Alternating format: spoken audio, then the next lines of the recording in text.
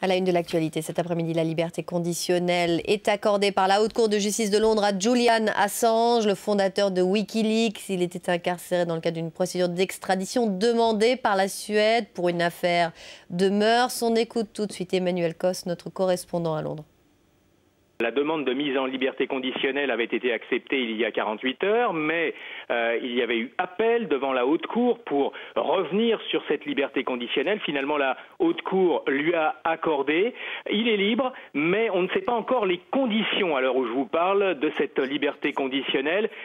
Puisque les Suédois qui demandent l'extradition, et cette procédure d'extradition va toujours aller de l'avant, je le précise, pour répondre de ces allégations selon lesquelles il aurait commis un viol et des agressions sexuelles en Suède l'été dernier, les Suédois veulent être sûrs et certains qu'il ne quittera pas, pendant que cette procédure d'extradition continue, qu'il ne quittera pas le territoire du Royaume-Uni. Donc il est vraisemblable que l'une des conditions, si vous voulez, de la mise en liberté conditionnelle serait que, il rende son passeport aux autorités britanniques de façon à ce qu'il ne puisse pas quitter le territoire, mais on en saura davantage dans le courant de l'après-midi certainement.